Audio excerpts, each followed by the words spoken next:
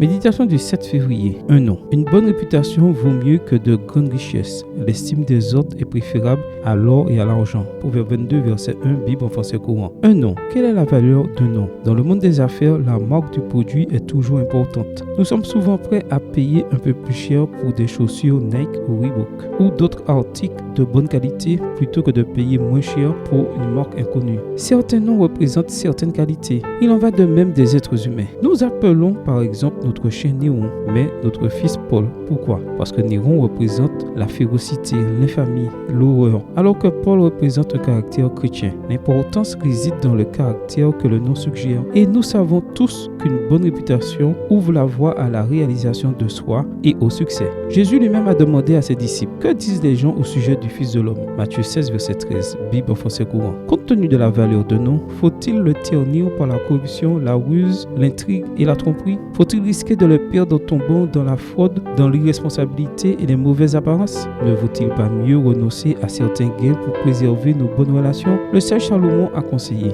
que la loyauté et la vérité ne t'abandonnent pas. Lis-les à ton cou, écris-les sur la table de ton cœur. Tu acquerras ainsi grâce et bon sens aux yeux de Dieu et des humains. Proverbe 3, les versets 3 et 4. En revanche, que peut faire celui ou celle qui n'a malheureusement pas une bonne réputation? Le mieux serait de vivre de manière à défendre son passé par une vie centrée sur ce nom qui est au-dessus de tout nom. Philippiens 2, verset 9. Jésus peut changer notre passé comme il a changé celui de Jacob, l'usurpateur, en l'appelant Israël, celui qui a lutté avec Dieu, et les hommes qui a vaincu, ou celui de Jean, fils du tonnerre, que le disciple que Jésus aimait, Marc 3, verset 17, Jean 21, verset 7, et il peut faire la même chose pour nous aujourd'hui. Demande à ton Père Céleste de t'aider à porter haut le nom de Jésus et à vivre de manière à ce que les autres puissent glorifier son nom. À ceux qui relèvent ce défi, Jésus promet, je donnerai de la manne cachée et un caillou blanc. Sur ce caillou est écrit un nom nouveau. Apocalypse 2, verset 17. Amen. Bonne journée à toi et que le Seigneur te bénisse.